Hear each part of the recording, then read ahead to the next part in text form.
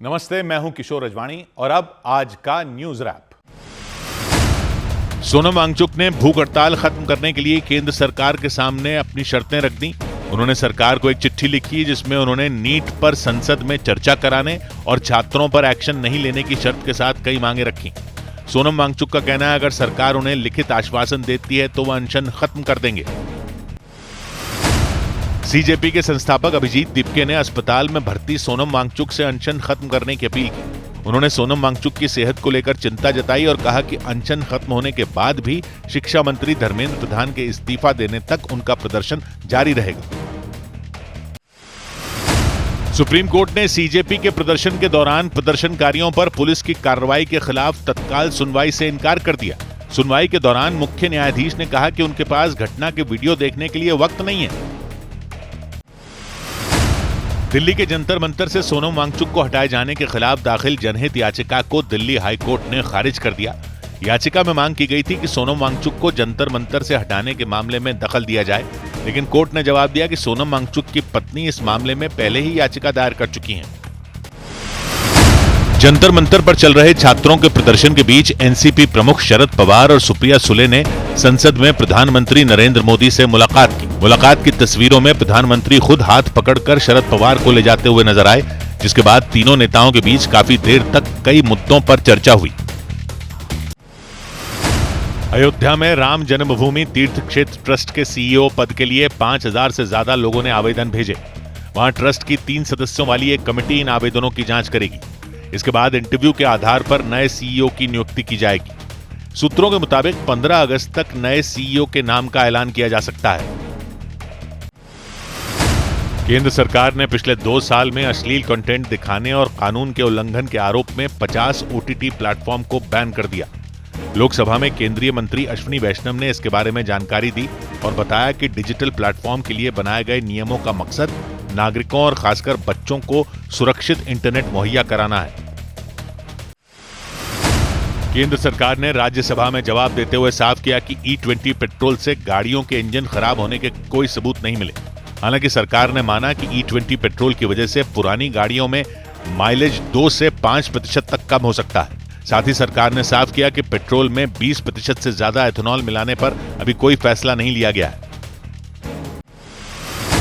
जम्मू कश्मीर के रियासी जिले में मूसलाधार बारिश की वजह से लोग बेहाल हो गए। बारिश के बीच एक गांव में एक मकान अचानक भरभरा कर गिर गया। गनीमत ये रही कि उसमें रह रहे लोगों की जान बाल बाल बच गई। लोगों ने प्रशासन से पीड़ित परिवार की आर्थिक मदद करने की मांग की।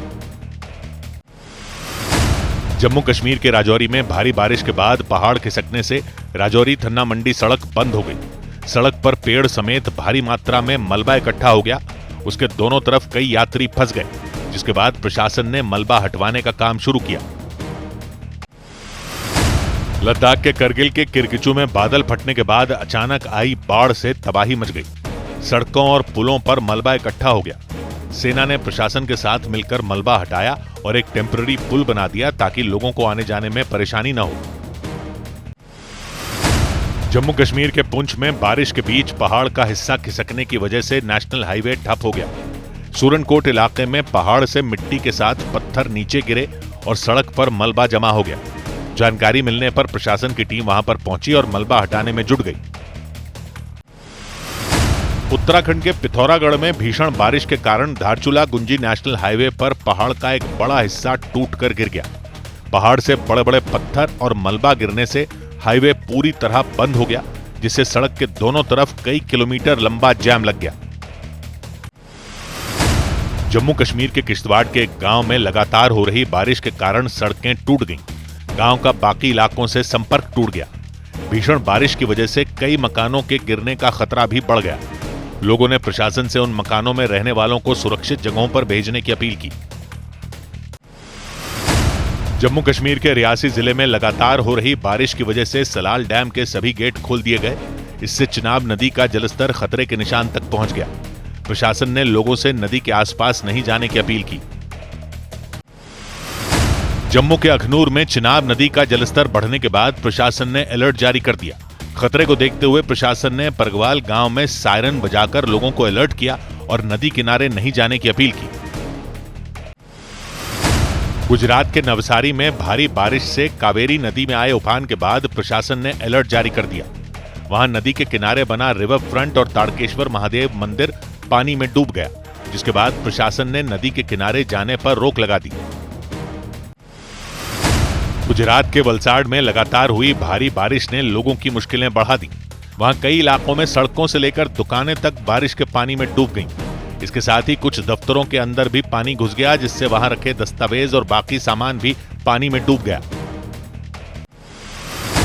अमेरिका से जारी तनाव के बीच ईरान के तेहरान में एयर डिफेंस सिस्टम से इंटरसेप्टर मिसाइलें दागी गईं। ईरान के मीडिया के मुताबिक हवाई हमले के खतरे को देखते हुए एयर डिफेंस सिस्टम एक्टिवेट किया गया और तेहरान की तरफ आ रही मिसाइलों को गिराने के लिए इंटरसेप्टर मिसाइलों का इस्तेमाल किया गया। अमेरिका की संसद में रक्षा मंत्री पीट हेग्सेथ के संबोधन के दौरान वहां कुछ प्रदर्शनकारियों ने नारेबाजी शुरू कर दी। प्रदर्शनकारी अपने हाथों में पोस्टर लेकर संसद के अंदर घुसे और ईरान के साथ चल रही जंग का विरोध जताया। इसके बाद वहां तैनात सुरक्षा कर्मियों ने प्रदर्शनकारियों को बाहर निकाल दिया। यूक्रेन के राष्ट्रपति जेलेंस्की ने अपने सेना प्रमुख ओलेक्जेंडर सिर्स्की को उनके पद से हटा दिया। उनकी जगह मिखाइलो द्राप्ती को नया सेना प्रमुख बनाया गया। कुछ दिन पहले यूक्रेन के रक्षा मंत्री मिखाइलो फेदोरोव को भी उनके पद से हटा दिया गया था। अमेरिका के राष्ट्रपति डोनाल्ड ट्रंप ने आयात की जाने वाली जेनेरिक दवाओं पर 200% टैरिफ लगाने का ऐलान कर दिया। नए प्रस्ताव के मुताबिक साल 2028 तक जेनेरिक दवाओं पर कोई टैरिफ नहीं लगेगा, लेकिन इसके बाद पहले एक साल 100%, फिर उसके बाद 200% तक टैरिफ लगाया जाएगा। माना जा रहा है इससे भारत के दवा निर्यात पर बुरा असर पड़ सकता है।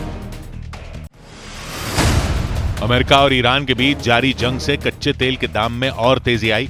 इसकी वजह से शेयर बाजार लगातार तीसरे दिन भारी गिरावट के साथ बंद हुआ। इंट्राडे में सेंसेक्स 800 अंकों से भी ज्यादा टूट गया। ब्रॉडर लेवल पर भी काफी दबाव दिखा। मिड कैप और स्मॉल कैप दोनों इंडेक्स में गिरावट रही। फेमा केस में राहत मिलने के बाद पूर्व आईपीएल चेयरमैन ललित मोदी ने भारत लौटने का ऐलान कर दिया। 2009 में आईपीएल के मैच दक्षिण अफ्रीका में कराए गए थे।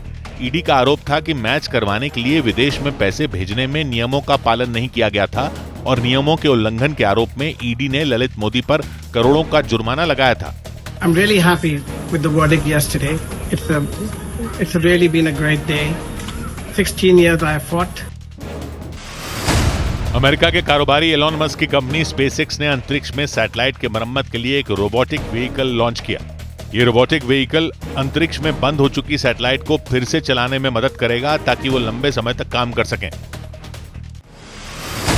अमेरिका के ओहायो में सिंसिनाटी एयरपोर्ट पर लैंडिंग के वक्त एक कार्गो विमान का पिछला हिस्सा रनवे से टकरा गया। रनवे पर घिसटने की वजह से विमान से तेज चिंगारियां निकलने लगी। हालांकि दूसरी बार कोशिश करने पर उस विमान की सुरक्षित लैंडिंग करा ली गई। फ्रांस के बोर्दो मरीनियाक एयरपोर्ट के पास भीषण आग लगने से अफरा तफरी मच गई। आग बुझाने आए 2 दमकल कर्मियों की झुलसने से मौत हो गई। एयरपोर्ट के पास काले घने धुएं का गुबार निकलता दिखाई दिया। खतरे को देखते हुए कई उड़ानें रोक दी गईं।